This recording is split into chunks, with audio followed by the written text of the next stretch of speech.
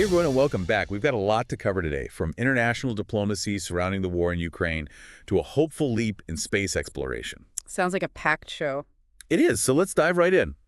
We'll start with Ukraine. President Zelensky had quite a week, going from a tense meeting with President Trump at the White House to a warm welcome in the UK. Yeah, definitely a study in contrasts. In the UK, Prime Minister Starmer hosted a summit of 18 world leaders, Zelensky included, of course, to try and figure out how to end the war. It's interesting how Starmer's trying to position the UK and Europe as kind of mediators between the US and Ukraine. Yeah, it's a delicate balance, especially given Trump's, kind of unpredictable stance on the conflict. Remember the heated exchange between Zelensky and Vice President J.D. Vance? Oh yeah, that got pretty fiery. There were even protests in Vermont targeting Vance after that. Right, and it really highlights the deep divisions in the U.S. about how involved we should be in this conflict. The U.K., meanwhile, is stepping up their commitment, another £1.6 billion for 5,000 air defense missiles for Ukraine. Wow, that's a substantial commitment. It signals that they're willing to go beyond just financial aid. Starmer even hinted at the possibility of boots on the ground and planes in the air, which would be a major escalation. Definitely a complicated situation with no easy answers. Supporting Ukraine is crucial, but directly engaging in the conflict could have huge global repercussions. Exactly. And speaking of complex situations, the situation in Gaza is deteriorating rapidly. Israel's decision to block humanitarian aid is raising serious concerns. It's a desperate situation for the people there who are already struggling.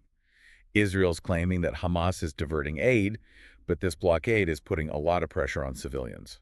The UN and the Arab states have condemned the blockade, and understandably so. The breakdown of the ceasefire and the stalled prisoner exchange is only adding fuel to the fire. This could easily escalate back into a full-blown conflict. And in the middle of all of these geopolitical clashes are personal stories like Emily Damari, the British-Israeli hostage recently released by Hamas. What a testament to resilience. 15 months in captivity, can you imagine? And she sustained serious injuries, including losing 2 fingers. She's undergoing surgeries now and will need time to heal both physically and emotionally. Her story really highlights the individual cost of these conflicts. Absolutely. So let's switch gears a little bit to the financial world. President Trump, who once called cryptocurrency a scam, is now embracing it. Yeah, talk about a surprising turnaround. He announced his support for a crypto reserve and even named his top 5 coins: Bitcoin, Ethereum, XRP, Solana, and Cardano. The market surged right after he said that. Okay, so what is a crypto reserve?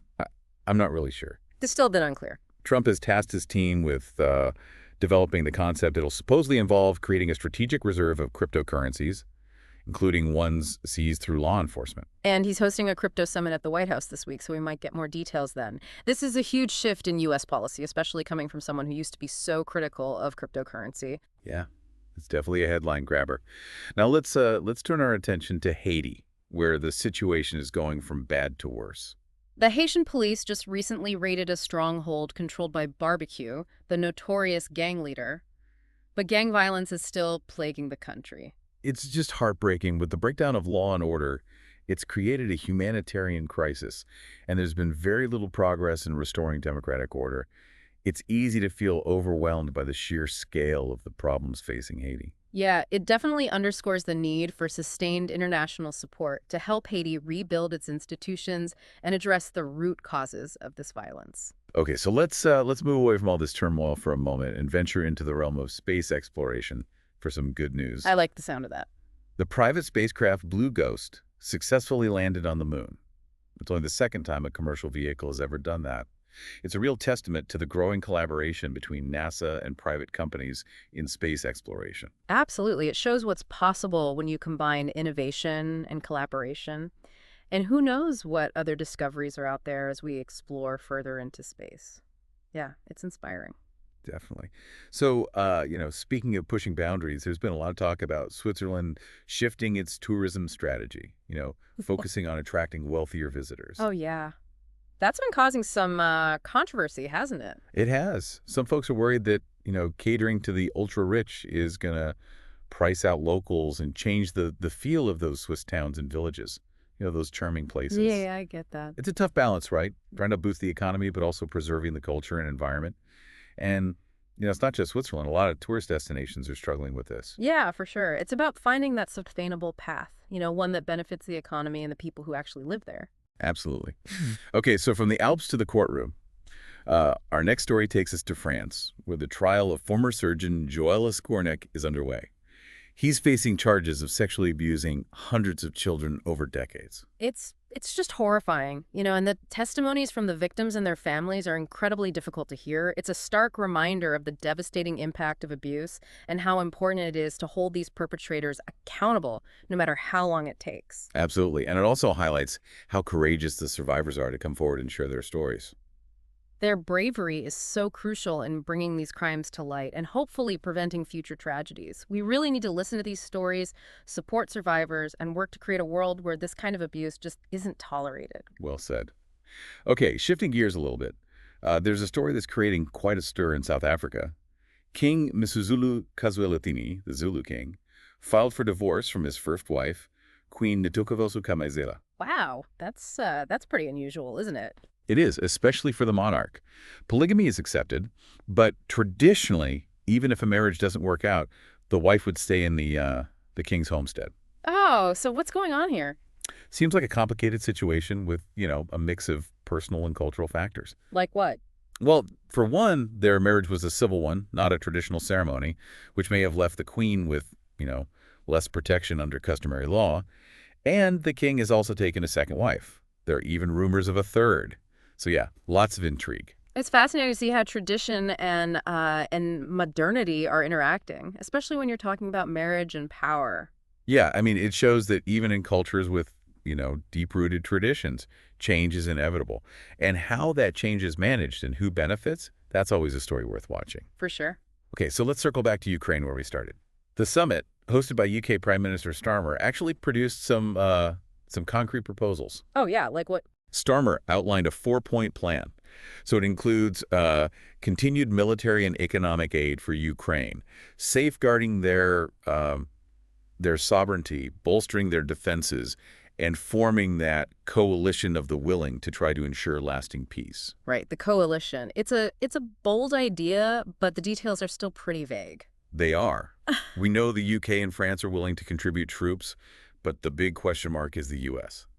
Yeah, especially after all the tension between Trump and Zelensky, it's really unclear how or even if the U.S. would participate. Exactly. And to make things even more complicated, Zelensky is now saying he's willing to sign a mineral deal with the U.S. A mineral deal? Yeah, one that would give them access to Ukraine's rare earth minerals. Wow, that's interesting because the U.S. Treasury Secretary just recently said that a deal like that couldn't happen without a peace agreement with Russia. I know, right? There are definitely some mixed signals coming from Washington. It's like a delicate diplomatic dance, and there are a lot of moving pieces. And while all these negotiations are happening, the fighting on the ground is still raging on. Yeah. And that brings us to the UK's decision to provide Ukraine with those 5,000 air defense missiles. It's the biggest contract ever awarded to that Thales missile factory in Belfast. Right, I read about that. They're designed to counter those drone and missile attacks that have been a big factor in this conflict. So it's a big boost for Ukraine's defenses. And it's a boost for the UK economy, too, creating jobs and all that. Exactly. So shifting our focus back to Gaza, the situation there is, it remains dire. Israel's blockade on humanitarian aid is really putting a strain on the people there, who are already extremely vulnerable. Yeah. The UN is adamant that international law requires access for humanitarian aid delivery. Yeah. But Israel says that Hamas is siphoning off those supplies and using them to finance their operations. So stalemate. With the ceasefire broken down and the prisoner exchange stalled, it feels like we're on the brink of another conflict. And, in that context, Emily Damari's story becomes even more poignant. That British-Israeli hostage who was just released. Yeah, she went through so much during those 15 months in captivity, but her resilience it's truly remarkable. It is. Her story is a powerful reminder of the human cost of this conflict. Yeah. Okay, so let's move on to a story that's been making waves in the financial world. President Trump, who once dismissed cryptocurrency, he's now a convert. Sure. He just announced his support for a crypto reserve and even named his favorite coins. Bitcoin, Ethereum, all that? Yep, Bitcoin, Ethereum, XRP, Solana, and Cardano. And the value of all those coins surged after his announcement. Wow, that's a pretty big shift for Trump, right? He used to be so critical of crypto. He did. Now he wants to make the U.S. the crypto capital of the world. Ambitious goal. It is. And we'll have to wait and see what comes out of this crypto summit he's hosting at the White House this week. It could be a major turning point for U.S. policy on digital assets. Absolutely. It shows how much influence cryptocurrencies are gaining on the global stage. It really does. Okay, so from finance to technology, our next story highlights a pretty groundbreaking development in navigation. Okay, I'm intrigued. Scientists in the UK are working on a more secure alternative to GPS. Oh, what are they using? It involves quantum technology. Quantum. Yeah, they're using it to measure time with incredible accuracy. Quantum clocks. That sounds like something out of Star Wars. It does, right. But it's becoming a reality. They're Yeah. basically developing these miniaturized atomic clocks. Miniaturized. Tiny little atomic clocks that can be put into everything, like smartphones, airplanes. So we wouldn't have to rely on signals from satellites anymore. Exactly, because those signals can be jammed or spoofed. But with these, you'd have this ultra-accurate clock right in your pocket. That's incredible. It could be a game changer, especially with all the worries about, GPS interference these days. Yeah, it's a great example of how these quantum technologies are going to revolutionize all sorts of industries. No doubt. It's pretty amazing to think about the possibilities. So, speaking of incredible careers, we lost a true Hollywood legend today. Gene Hackman passed away at 95. Oh, wow. What a loss. He was a brilliant actor, known for his intensity and his ability to play these complex, kind of flawed characters. He definitely left his mark on cinema, even though he apparently disliked the Hollywood scene and preferred a quieter life. So he found success on his own terms. He did. It's a good reminder that success can be defined in many ways. Sometimes real fulfillment comes from finding balance and doing what really matters to you. Yeah, that's a good point. It makes you think about all the stories we've covered today. Conflict, resilience, innovation, tragedy, tradition, change. It's been a whirlwind of news today. Wars, hostages, tech breakthroughs, even a royal divorce. It really does show you how connected the world is. Something happens on one side of the planet and we all feel it. So as we wrap up, what story resonated with you the most? What left you with lingering questions or maybe even sparked a new interest? I keep thinking about that coalition of the willing. It's a really bold move by these European countries. It feels like it could shift the whole global power dynamic. And it just raises so many questions about the future of Europe's role in the world. Yeah, no, it's definitely a fascinating development. Mhm. I'm also super curious about Trump and this whole crypto thing. What does this mean for the future of finance? Is it a real policy shift or just some political maneuvering? And those quantum clocks, it blows my mind thinking about having that kind of atomic level accuracy in our pockets. It really is mind-blowing when you think about the possibilities. And, even with all we've covered today, we've really only scratched the surface. There's always so much more to learn and understand. That's why it's so important to stay informed, right? It's not just about knowing the headlines. It's about digging deeper, connecting the dots, and forming our own opinions about the world around us. Totally. And hopefully by doing that, we can all become more engaged citizens and participate in the conversations that will shape our future. Absolutely. Well, hey, thanks for joining me today. This was a great conversation. My pleasure. And to our listener, thanks for tuning in to the Daily News Roundup. We'll be back tomorrow with more news and analysis from around the world. Until then, stay curious, stay informed, and take care.